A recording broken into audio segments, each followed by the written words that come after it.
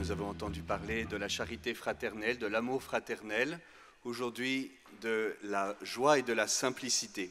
Et cela nous fait du bien parce que nous y aspirons. La question peut-être que certains se posent, c'est se dire, oui, mais comment être dans la joie quand je suis triste? Comment être simple quand tout est compliqué? Comment aimer mon frère qui m'a fait du mal? Et c'est là où la parole de Dieu nous enseigne, avec cet évangile qui est court mais exigeant, certainement parce qu'il faut toute une vie pour le mettre en œuvre, qui nous parle de la correction fraternelle.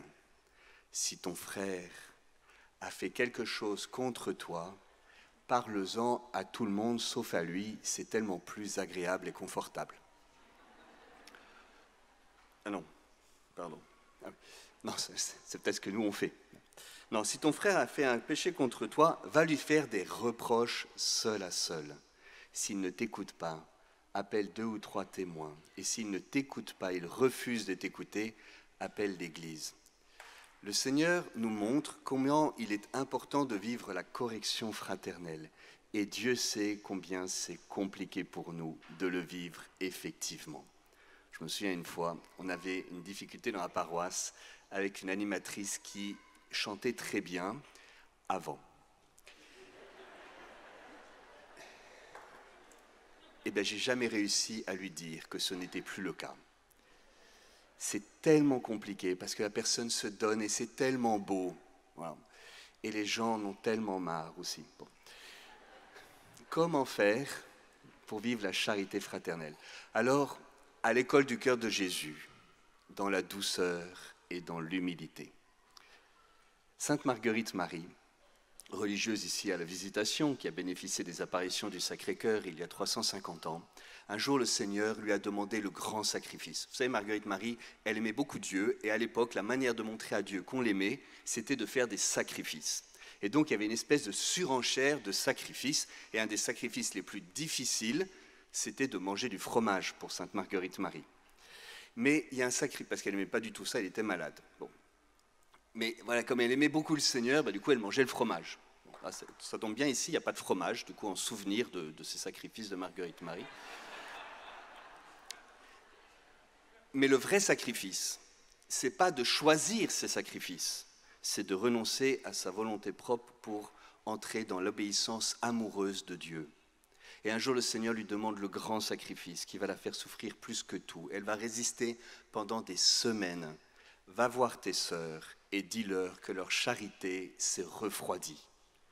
Mais la pauvre Marguerite Marie, elle aurait préféré être écartelée plutôt que d'aller voir ses sœurs et de les appeler à la conversion. Elle qui avait une si grande conscience de sa pauvreté.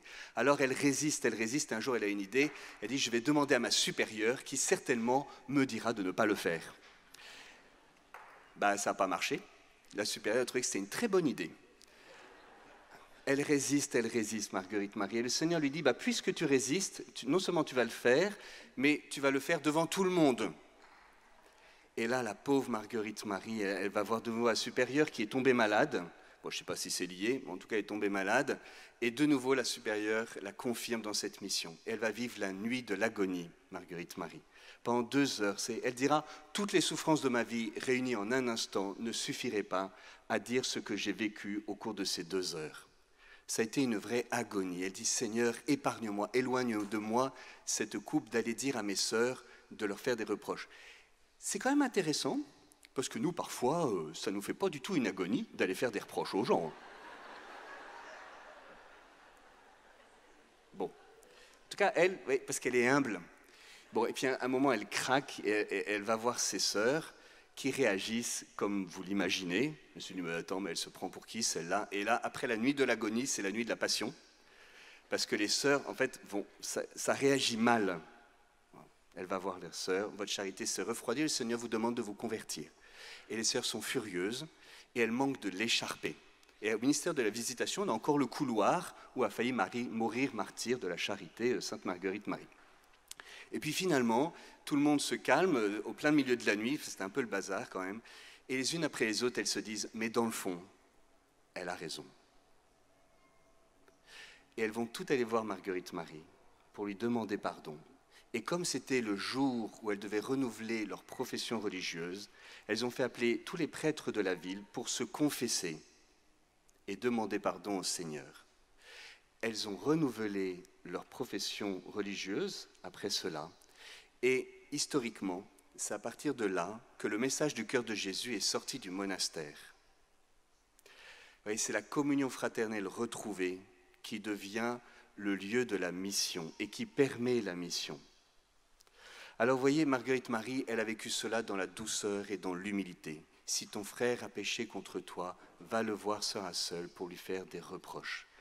Alors, à la lumière de Marguerite Marie, à l'école du cœur de Jésus, comment vivre cette correction fraternelle?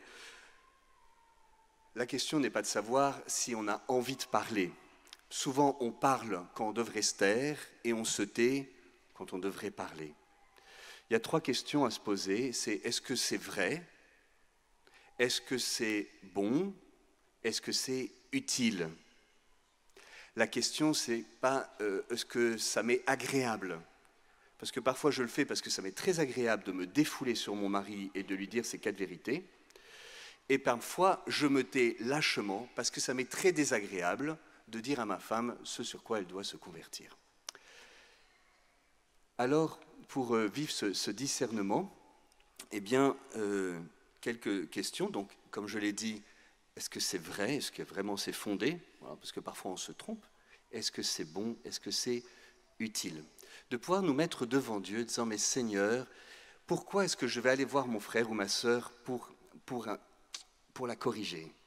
Est-ce que mon intention, c'est ce qui est bon, et c'est que la vérité soit faite et que ce qui est bon puisse porter du fruit, ou bien est-ce qu'il y a en moi de la jalousie, par exemple, ou un désir de vengeance, ou de faire justice, ou de compenser? Enfin, vous voyez, quelles sont, Seigneur, mes intentions? Et purifie mes intentions afin que mon intention soit droite. En fait, je vais aller voir mon frère parce que Dieu me le demande. Et du coup, je deviens libre intérieurement par rapport à moi-même et par rapport à l'autre. De se demander aussi, mais dans quelles conditions vais-je pouvoir le faire? Choisir le bon moment, choisir le bon endroit. Vous voyez, parfois, il y a des disputes qui ont lieu parce qu'on aborde les points qui fâchent, ce qui est bon, mais on le fait pas nécessairement au bon moment ou quand on prend l'autre par surprise. Ça peut être bien de dire, écoute, j'ai quelque chose à te dire, quand est-ce qu'on pourrait en parler? Voilà. Plutôt que de dire, j'ai attendu que tu rentres du boulot, du coup il faudrait que tu t'assoies et qu'on parle tous les deux. Oui. Et puis, de demander au Seigneur une grande douceur et une grande humilité. Vous voyez, Saint Claude la Colombière disait, la personne vraiment humble ne se scandalise de rien, parce qu'elle se voit elle-même si proche du précipice qu'elle ne s'étonne pas que les autres y soient tombés. La personne vraiment humble ne se scandalise de rien parce qu'elle se voit elle-même si proche du précipice qu'elle ne s'étonne pas que l'autre y soit tombé. Alors Seigneur, donne-nous de vivre la correction fraternelle avec courage, avec liberté intérieure, mais aussi avec une grande douceur et une grande humilité. Seigneur, tu sais bien qu'en fait, on n'y arrive pas, mais nous nous appuyons sur toi parce que si tu nous le demandes, tu nous en donnes la grâce. Prends notre cœur, transforme-nous, Seigneur. Donne-nous de faire ta volonté, de la chercher par-dessus tout. Te déposons tout ce qui peut être lieu de tension, des difficultés que nous pouvons vivre dans nos paroisses, dans nos familles, dans les couples, au travail, Seigneur. Nous te déposons tout cela dans cette Eucharistie. Viens faire de nous des artisans de paix dans la douceur et l'humilité de ton cœur.